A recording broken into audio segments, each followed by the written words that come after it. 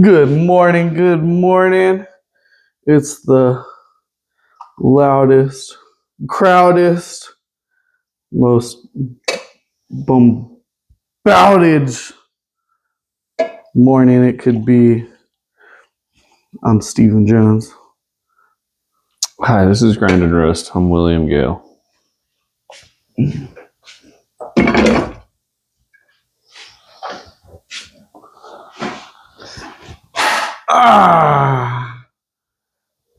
Good morning, buddy. Good morning. How are we feeling? Better than you. Better than me. Yep. It's a fair statement, Cotton. So February, it's over. For me, it's over. For you, how was your February recap? Packed from the beginning to the end. It's packed February. 3 different birthdays, work, rain. There was only a couple of big rain days, which led into a week of no work and inconsistencies. 1 week of no work can really mess up your schedule.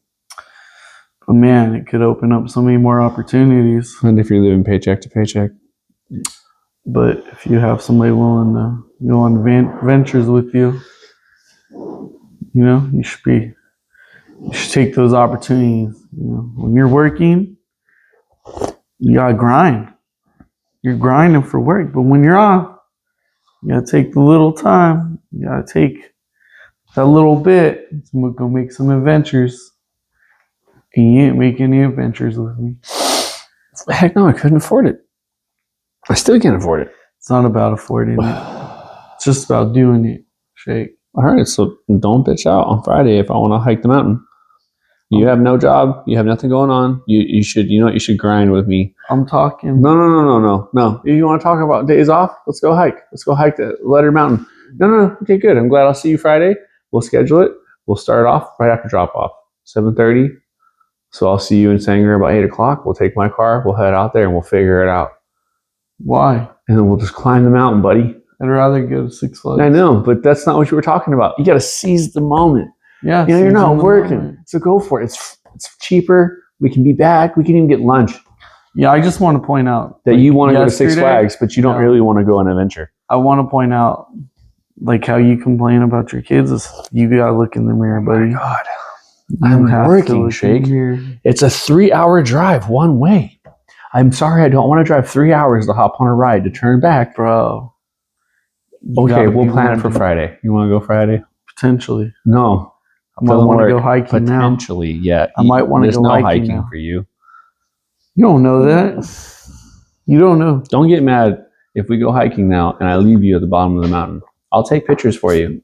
I'm just going to bitch and complain. That's I know. Okay. And I'll take pictures for you while I'm on top. Yeah. Maybe I'll call you and be like, hey, this is what this looks like up here. Dude, so what's the tea on the job? Right now, our tube guys are catching our shakeout guys. The shakeout guys do the small stuff. The tube guys install the tube where the solar panels go on it. So that's the word right now. Is our tube guys caught the shakeout guys.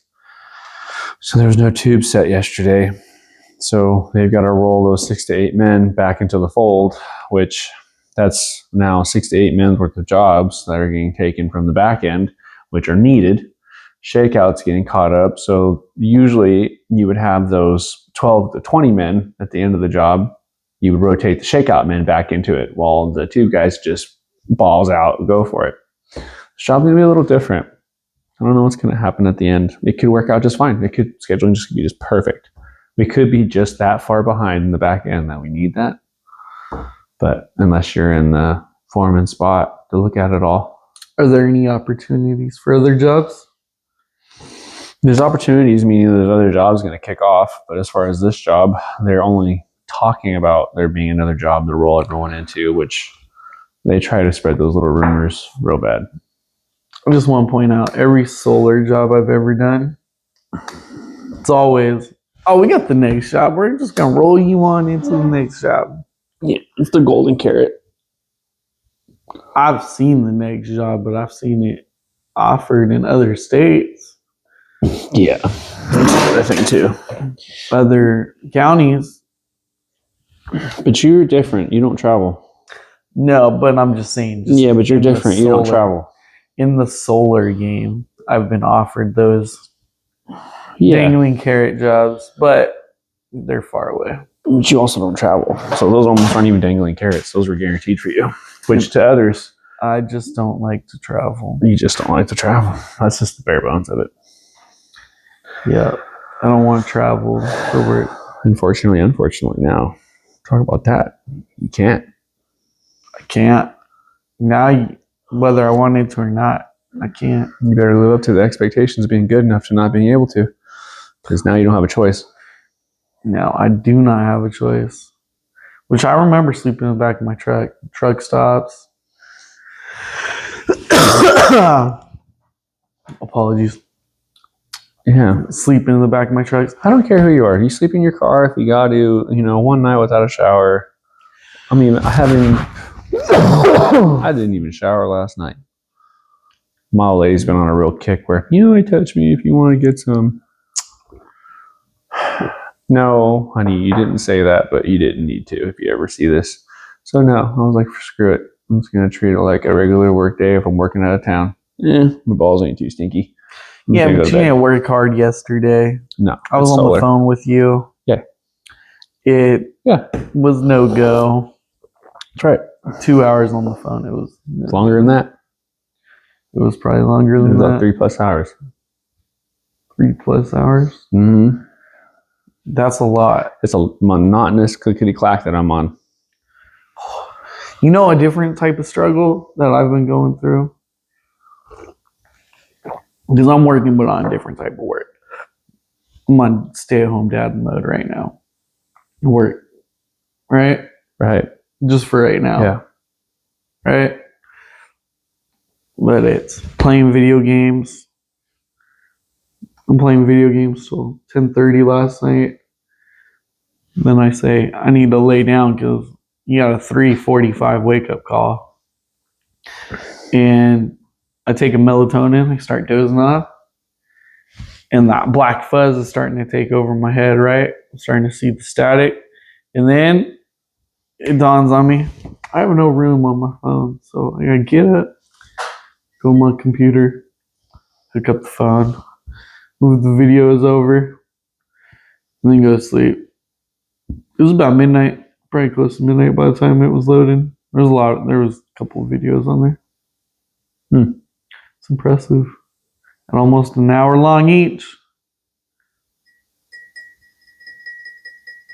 And this is the 3rd week, baby. It's true. It's true. I'm getting tired of you. Yeah, but that's true too. I still love you.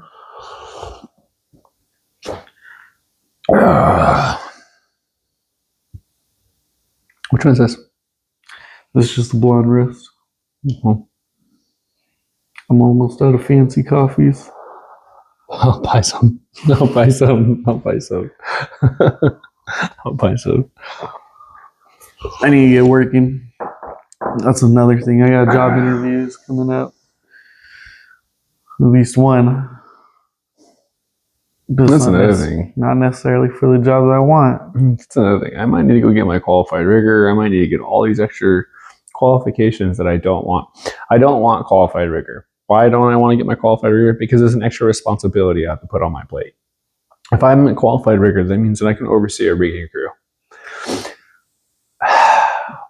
Now, the problem with that is that when you go on every job, you're supposed to have new rigging equipment. It's bid into every single job. It's just how it is now. You have to, when you bid a rigging job, it has to be all brand new equipment. I'm going to ask you something, buddy. Is it brand new equipment every time? No, not always, for sure. I would say 80% of the time, it is not. Depends on the company. It's 20% of them. 20% of the companies out there listen. Yeah. I would say Bragg is one of them. Well, it also just depends, right? Are you flying rebar? Doesn't matter what you're flying in. It's a load. It should be all brand new rigging. No a-holes in the chokers. All the jewels should be good. Is that the case? Is that just No. a union mindset, though? Or is that union It's safety. law? It's safety. It's safety. Law.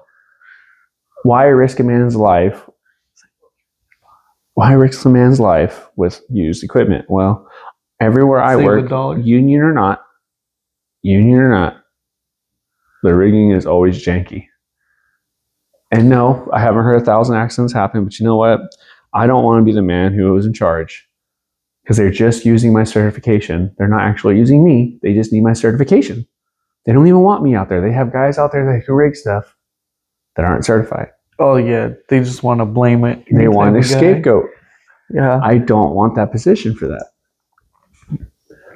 it's a lot. Or they'll run you off because you won't let them use the rigging equipment that they have there. Like, oh, come on, man. No. Come on, man. Nothing. That's not going to work.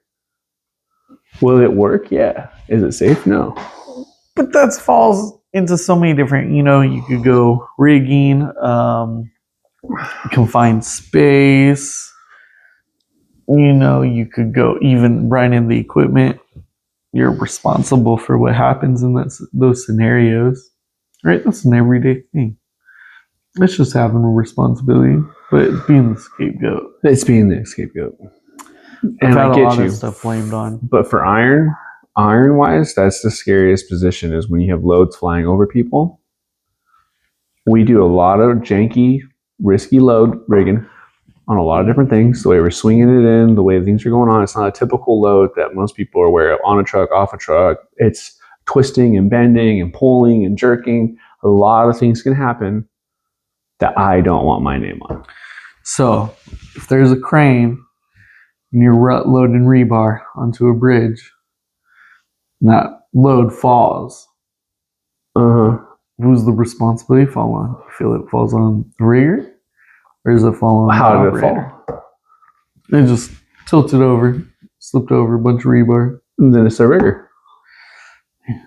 But now, did the operator swing it too hard? I was going to See, say, what you just said was that they're just loading it up. You didn't say that the operator is moving drastic. So in a regular situation, it would be the rigger. It doesn't mean that it's like the operator moving drastic. It could just be swinging, moving to a stop. He doesn't compensate for his movement for a stop, and the load just keeps swinging. Yeah, but if you choked it up, it shouldn't move. It shouldn't move. And it depends on how big the rebar is. See, there's so many different variables to it. Because if you're talking about like 30-footers, 40-footers, that's double. That's double hits, but 2 feet in place. It's almost like an M now. It's not going to do what you're calling it to do. Now, if you're doing different kinds of bars, it all depends on what you're doing up. That's what I'm saying. Scenario. And that's my whole argument. And right there is the whole argument I needed. You just gave me one scenario with a billion different of them in there without telling me. Don't want that responsibility. Rigger. The other riggers. The kid who thought they knew that they taught how to rig it. Different size choker. A 19-year-old kid. Who's just only been working for 2 months, but my dad told me I know how to rig. Oh man, if I'm the operator and an accident happens, I'm pointing my finger at them. That sucks. It's a real thing. Okay. He'd be operating, I'd be rigging it. This would be an argument between us. I know I put on the right chokers. I set it the right placement. He shifted too hard. I told him to stop. He didn't stop. Well, on my argument now, he couldn't stop as abruptly as I'm saying he can stop. A crane can't just go on a dime. There's going to be sway and tilt and everything that goes into it. It doesn't work that way. That's another part of a good signaler or someone who knows what he's doing. Because when you do a lift like that, there's a guy on the ground, there's a guy on top of the bridge, and there's a guy on top of the deck. So it's a 3-point signaling. Because the crane operator, he can't see all the way on top of the deck. So there's a guy here signaling to him, signaling to him, signaling to that guy. Even if it's just taking a load off of a truck, do you still have a signal guy? Yeah, you should always have a signal guy. It doesn't matter if you're. I mean, it took me a second to think about it. Like, where would I not need one? But yeah, you should always have a signal guy. Always. And a tagline. Always. And I'm faulty for it. I've done it without. A tagline can save a life, especially when you're working on freeways and stuff. I've saved hundreds of cars from getting smashed by a stupid operator because he swung too hard, and I'm literally running up a wall like this, pulling a bar back because he thought he could swing it more aggressive. This is a real thing. 180 project. 180 bridge in Fresno, going over braided ramps 168. They're like swinging some rebar, and there was this crane operator. It was I don't know the tonnage. It was a link belt crane, lattice crane. That's a big boom lattice crane. They're swinging over some beams for the columns to land on top of the columns for the overpasses.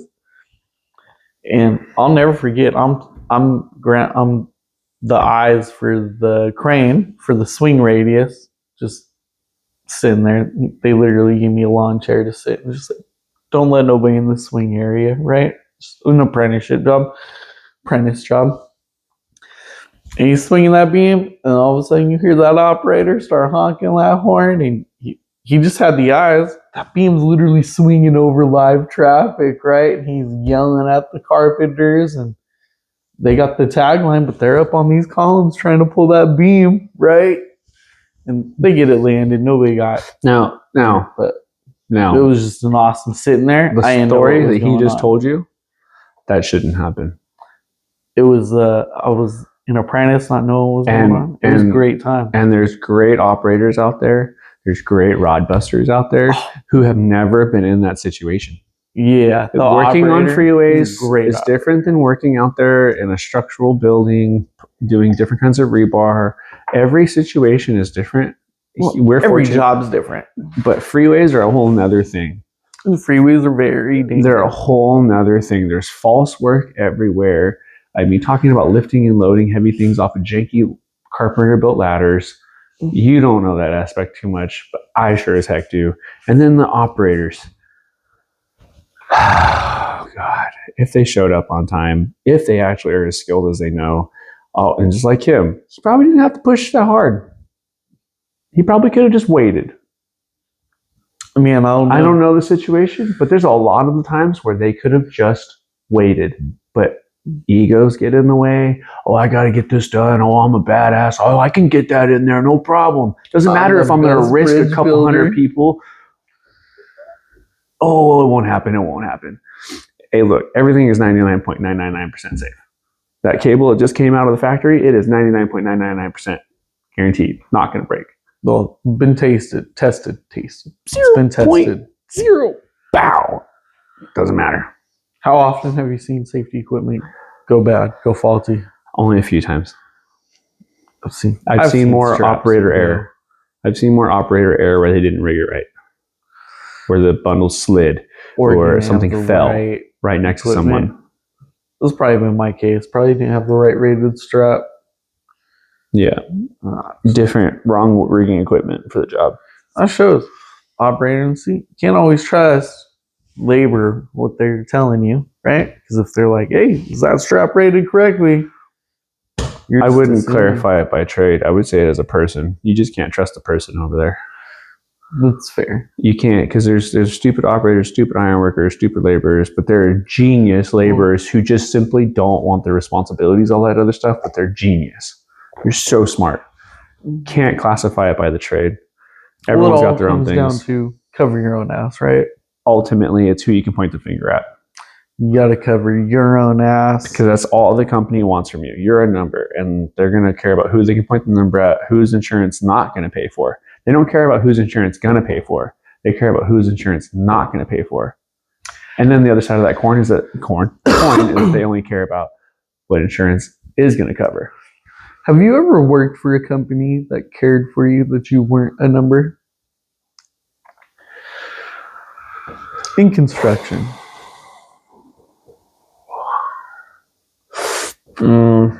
Man, I don't think I have. Maybe briefly for a moment I thought I wasn't, but that could have been an illusion. So I know I've worked for crews. That's not very family oriented. That's not the same. But I know when it came down to the company, because when that foreman's gone, that family's gone. That's just it.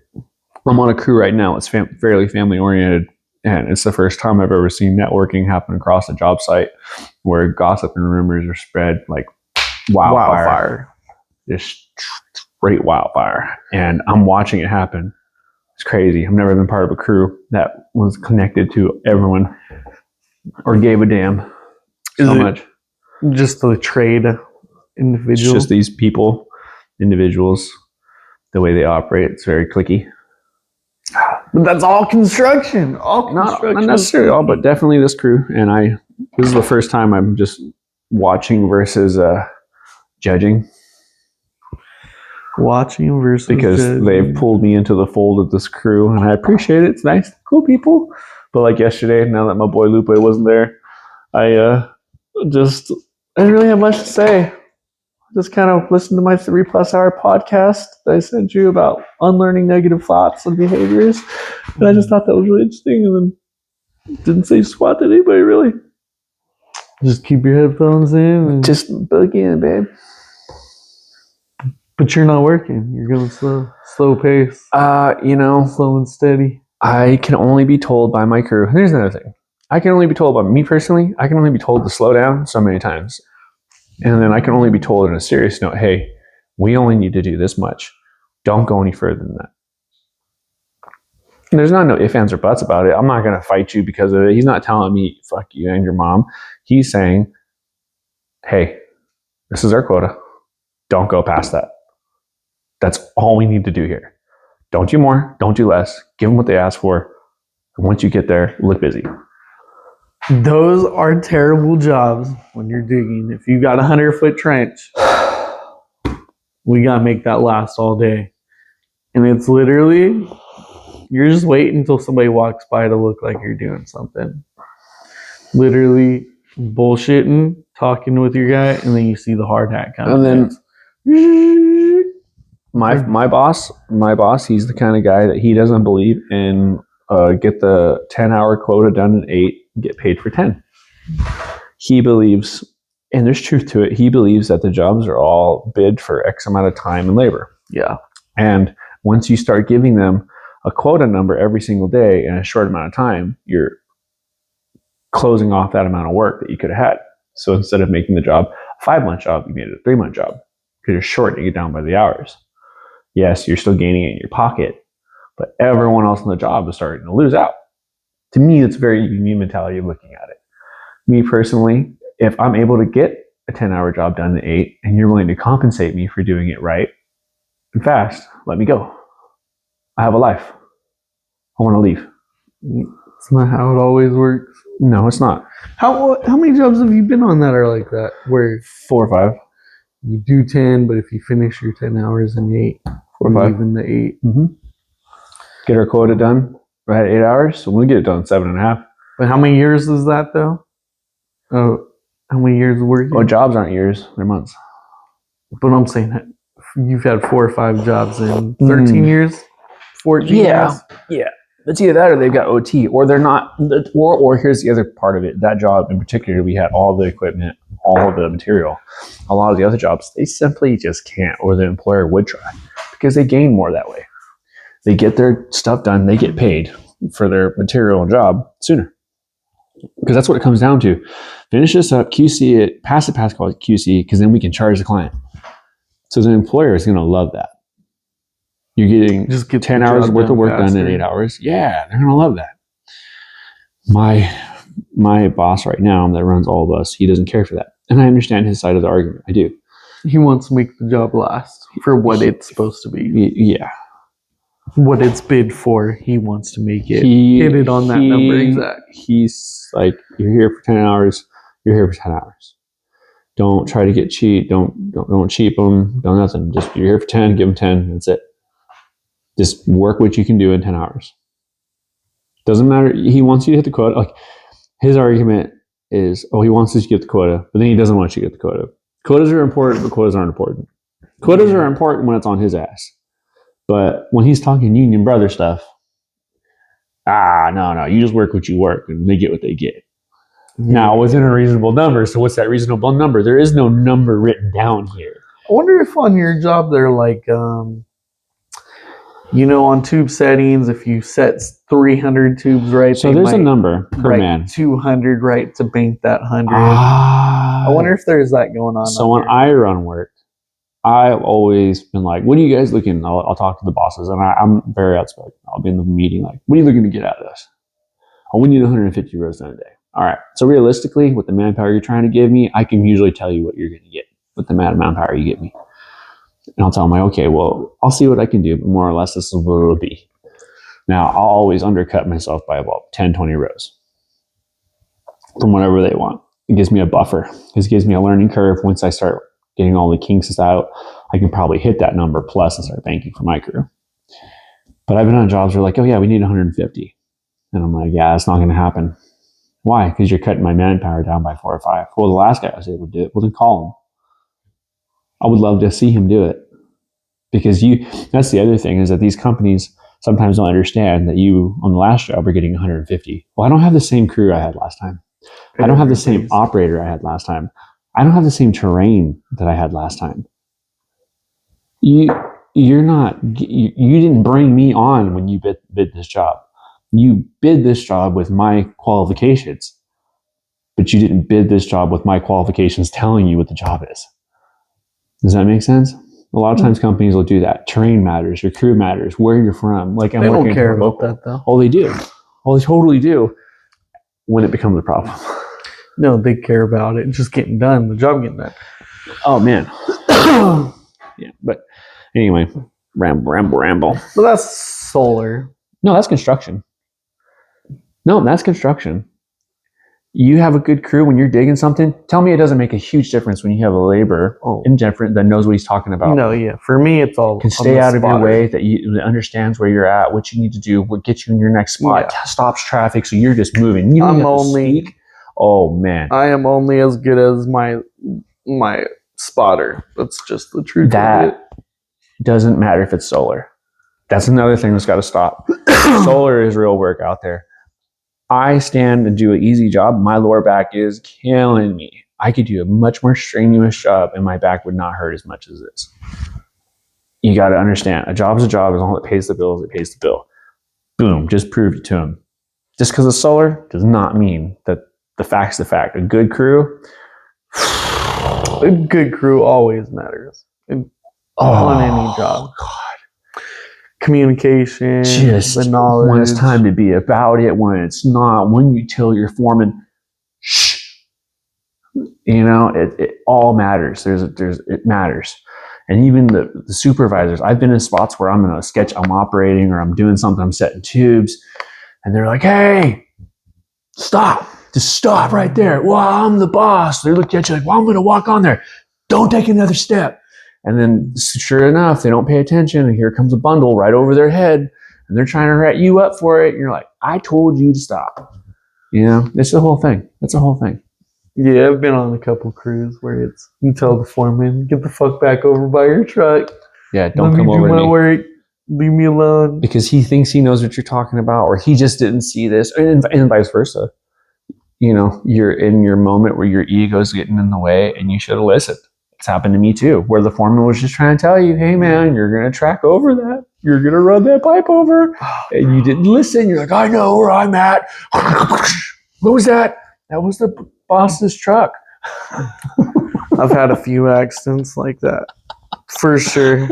No way am I perfect. Completely been wrong. I was one time, I had this crew. It's always solar stories. But we were setting tubes, babe.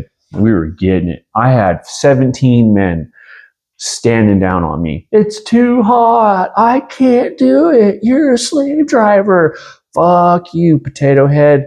I'm going to get it. I have my earbud in. I'm singing, never going to let you down. Never going to let you go. Right. I'm singing it. And I'm like, come on. And this other kid from my local, he's setting with me. I'm like, come on, babe. We're throwing these tubes. And these guys are like, I can't. I wanted the OT, but now that I'm here, I can't do it.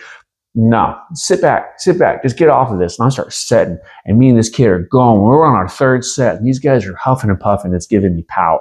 It's like, great, give me your suffering. It was probably 100 degrees outside. Oh, it was desert center. It wasn't 100 degrees. It was 118. Well, that day it was probably 107. Stupid. And we're setting all day. Stupid. And you know, my boss at that time, you're getting OT, you're working like you got OT. And he expects me to run them like it's on OT. Well, they couldn't hang. So we're running. We're on the third set.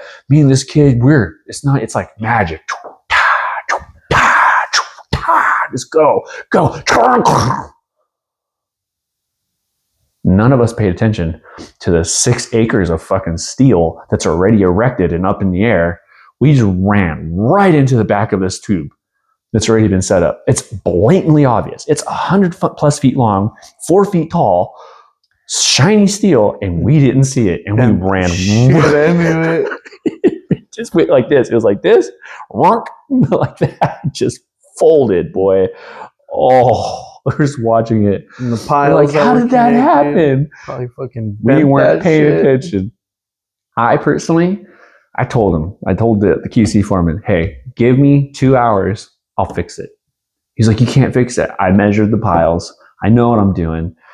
No, the piles weren't messed up. The tubes are messed up. I could have scrapped everything, flipped it all out. I can self-install it all. 2 hours. No one would have ever known. No one would have ever known. You ratted me out. Yeah. And plus the crew didn't like it because I humiliated them.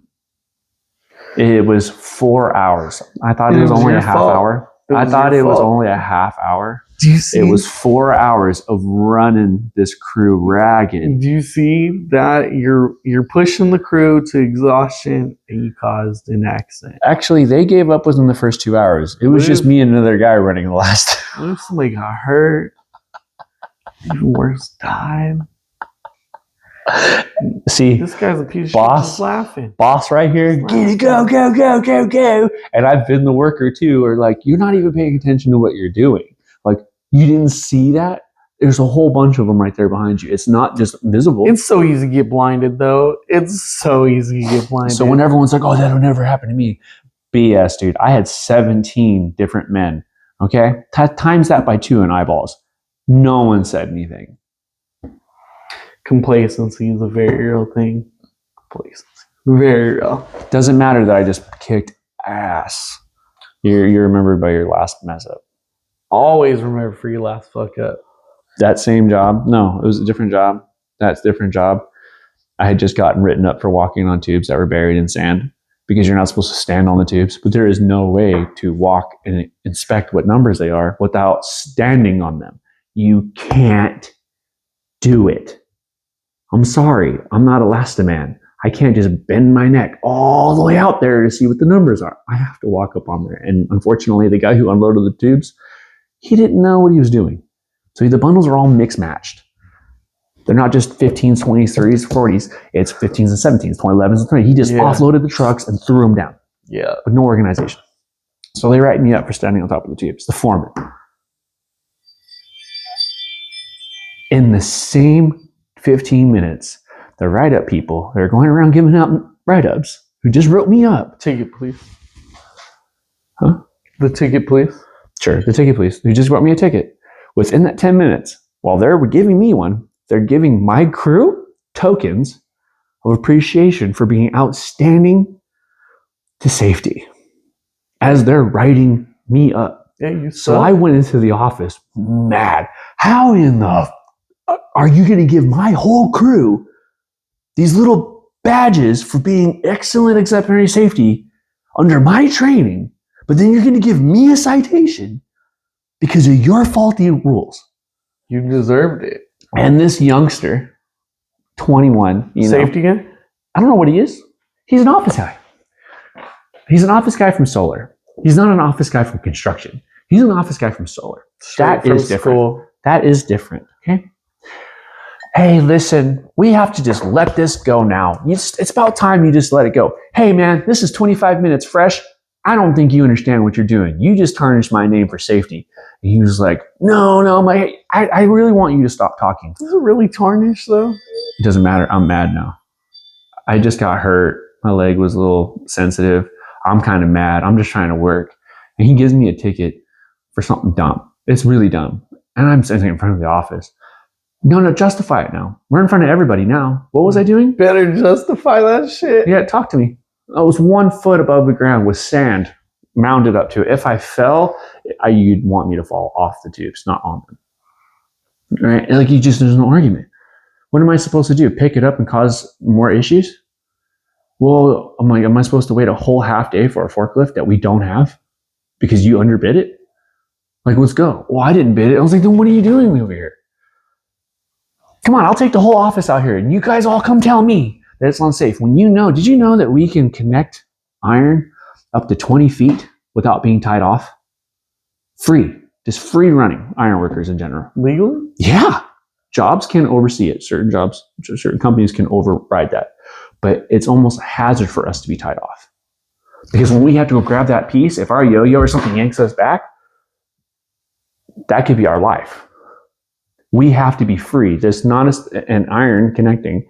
It is not always a scenario where we can have a tagline because we have to come down into scenario. But per OSHA, nope. Iron workers are allowed to free connect because it is almost a hazard to be tied off in some situations. Now, a lot of companies can override that, and it's something that's not so much anymore. But there's a lot of old school iron workers that if they have to be tied off, they will not go on the iron because that's where they almost died. It's because they didn't realize that their yo-yo wasn't a 30, it was a 20. And it pulls them back and they almost fall. Just because it caught you doesn't mean that you're not going to die. Yeah, it's fair. So yeah, I know. You're a safety. I know, I get it. I'd rather have my straps. Harness. I have a question off that though, because these bundles are usually, what? How big are they? Usually 25, 30 feet.